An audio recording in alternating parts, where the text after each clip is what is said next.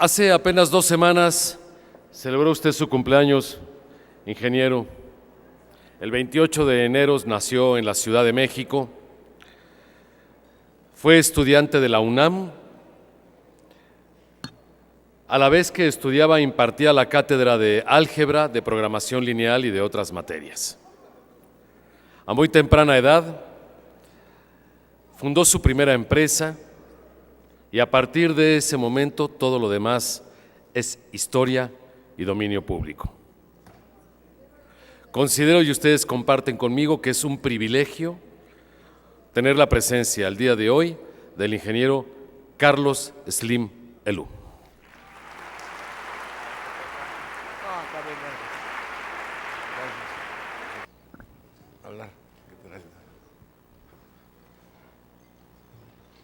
¿Qué tal? Buenos días a todos. Me da muchísimo gusto estar acá acompañándolos en la celebración de este 50º aniversario de la fundación del colegio. Comentaba hace un momento que estaba con la madre de salud diciéndole que la que debería de hablar de este tema es ella, de liderazgo y retos. Pero pues ya me toca a mí, ojalá y salga bien. Les quería comentar, creo que ya se dijo que la idea es que platique yo unos minutos, no sé, como que me decían que como 30 o 20 o 40, y después tengamos una sesión de preguntas y respuestas. Bueno, por supuesto, lo primero es felicitar a la Madre Salud por su primer Congreso Internacional de Exalumnos en su 50º aniversario. Y tratando de dar pie a las preguntas, quisiera comentar lo que estamos viviendo, lo que es esta nueva civilización, esta nueva sociedad, lo que de alguna forma está pasando, lo que puede pasar, pero también un poco hablar del pasado para poder entender bien el presente y el futuro.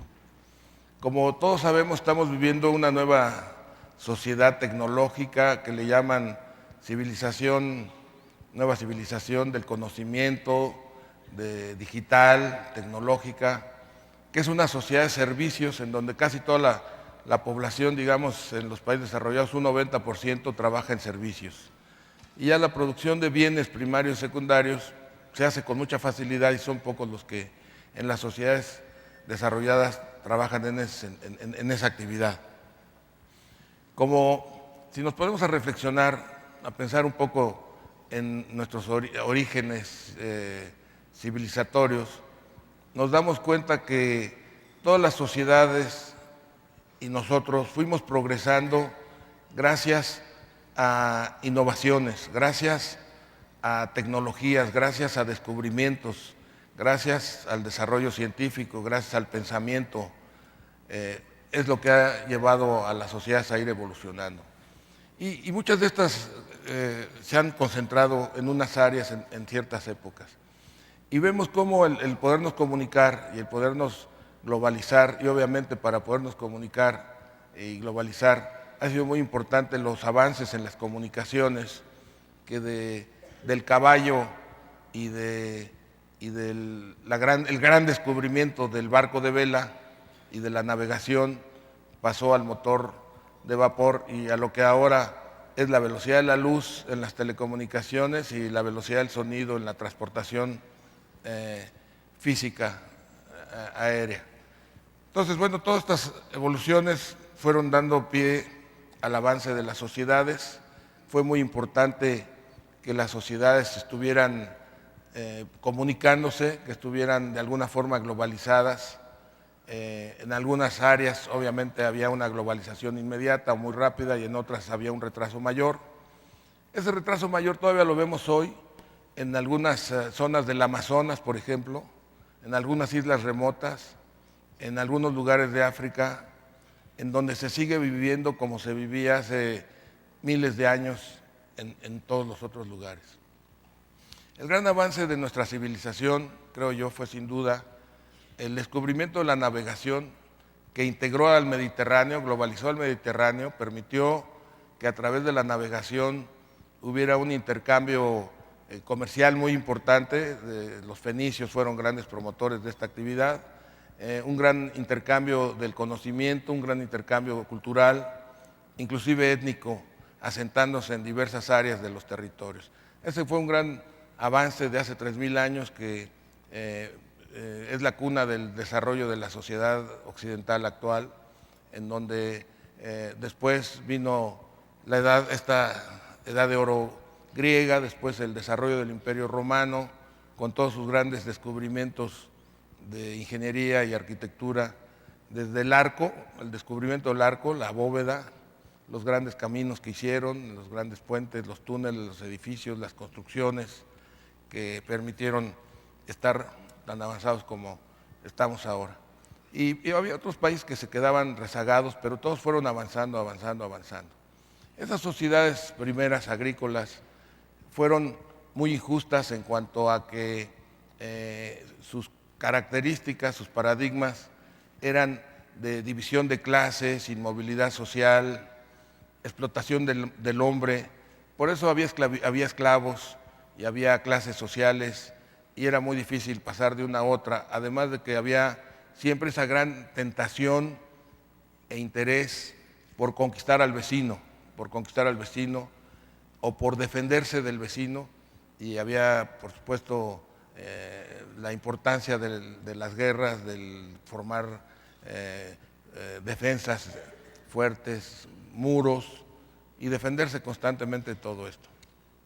Vino la sociedad industrial, que es un gran salto, es una revolución, le llaman la revolución industrial, que transformó todo esto, sobre todo en el siglo XX, aunque data de mucho antes. En el XIX todos sabemos cómo el ferrocarril formó parte de este impulso, fue la locomotora que transformó mucho a los países que hoy son desarrollados, la locomotora, el barco de vapor, la agricultura multiplicó 20 veces su productividad.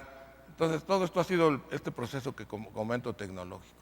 Y es en el siglo XX, ya durante la Segunda Guerra y sobre todo después de la Segunda Guerra, en donde se acelera un proceso de una nueva revolución, que es la revolución tecnológica que hoy estamos viviendo. Esa revolución tecnológica está transformando al mundo de manera muy importante. Hay un cambio enorme en las condiciones, en las características, en los paradigmas nuevos de esta sociedad. Y este cambio enorme, de alguna forma, en mi opinión, no se está conduciendo continuo por parte de los gobiernos de los países más avanzados. Y estamos viendo las crisis, que son crisis demasiado importantes y yo creo que delicadas. Bueno, ¿esto qué está planteando? Pues está planteando que se requieren primero conocer qué es lo que está pasando, saber qué es lo que va a pasar y conducir el cambio de manera adecuada, lo más rápido, porque esta tecnología está transformando al mundo demasiado rápido, y tiene que haber la reacción rápido por parte de los gobernantes y de todos nosotros, toda la sociedad civil. ¿Y qué significa esto? Significa que este cambio civilizatorio está provocando grandes retos, muchos, ya no solo de los gobernantes, como eran en los estados en los que había un poder concentrado, en que estaba todo el poder concentrado. Son muchos retos y requiere muchos liderazgos. Entonces, como parte principal de consecuencia principal de esta nueva civilización, que significa cambio, se presentan todos estos retos y hacen falta estos cambios. Es muy importante ver, para situarlo en la magnitud, que la sociedad agrícola empezó cuando se acabó la glaciación y duró como 10,000 años, por decir una cifra.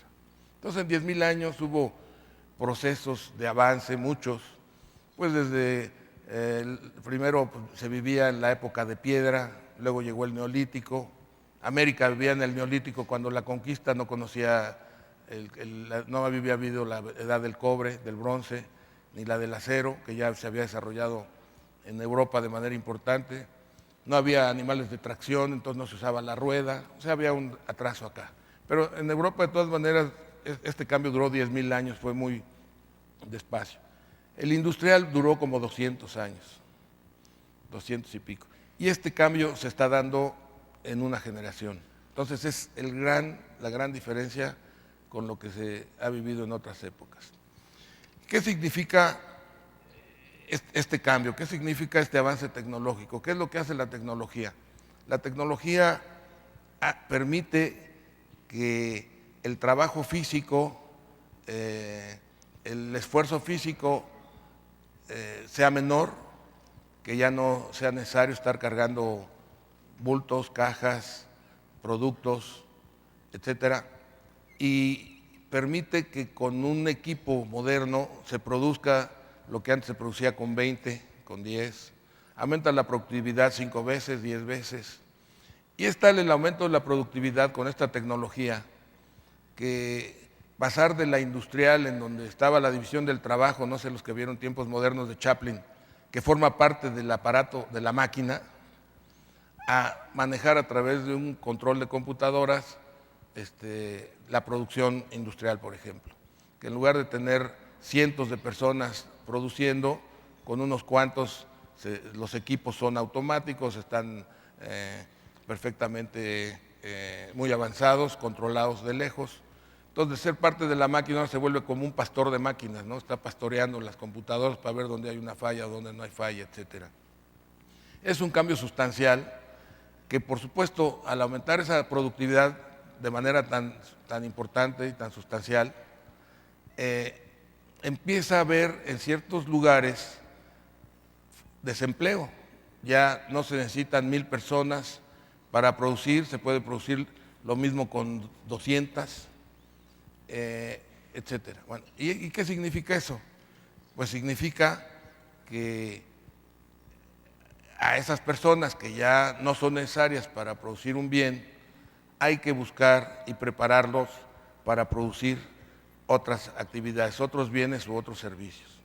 Y como les decía, en esta nueva civilización, que además yo digo que es muy generosa en cuanto a que no se sustenta en la explotación del hombre, sino en su bienestar.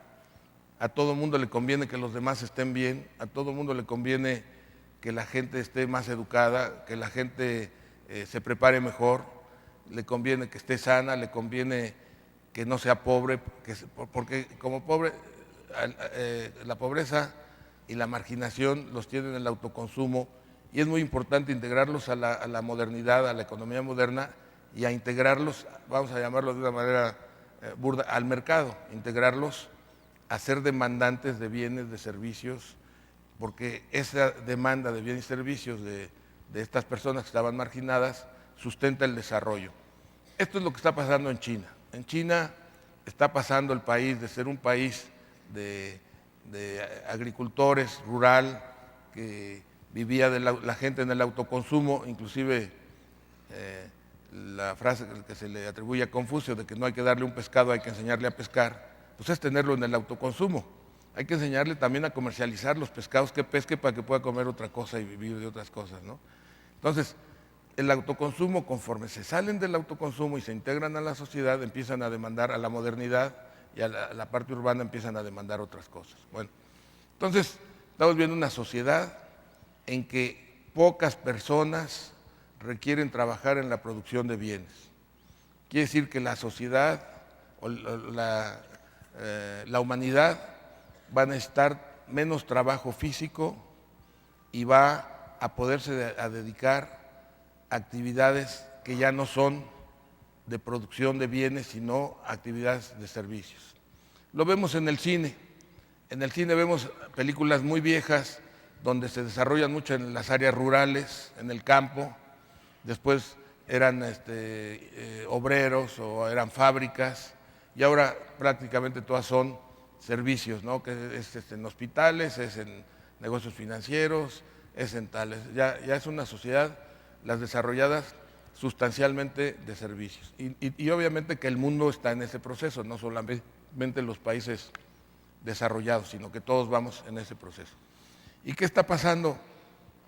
Bueno, está pasando que el mundo, a pesar de esa integración y de mucha gente saliendo de la pobreza, sobre todo en China, en India, en América Latina y probablemente muy próximamente en África, pues todas esas personas al entrar al mundo moderno, a la economía moderna, al ser demandantes, a formar parte del mercado, empiezan a demandar bienes que incrementan la actividad económica, la producción de bienes primarios, etcétera, pero se está planteando una crisis en cuanto a que se forma un gran cuello de botella por lo rápido del proceso, en el que no se conduce el cambio de la facilidad de producción de bienes y de riqueza y de creación de riqueza, no se produce el cambio en el desarrollo de nuevas actividades para estas personas. Entonces, estamos teniendo en todos los países, incluyendo los países como el nuestro, muchos jóvenes que al haber bajado sustancialmente la mortalidad infantil, muchos jóvenes que acceden a la edad de tener estudios superiores, estudios medios, y la necesidad de encontrar empleo. Y ahí está pasando, pues en el caso de México, de que hay muchos muchachos que ni estudian ni trabajan, que no tienen esas oportunidades, pero eso también está pasando en todo el mundo, en España, en Estados Unidos, en que en España se habla de desempleos superiores al 20 y tantos % en los jóvenes que no están encontrando estas posibilidades. Entonces, bueno, uno de los grandes retos, sin duda, va a ser ese. Primero, buscar, y tiene que ser ya no con la educación tradicional, ni con la salud tradicional, tiene que buscarse cómo vamos a hacer que nuestra población infantil y joven tenga muy buena salud, nutrición previamente, una buena educación y posibilidades, cuando acabe su educación, de tener empleo.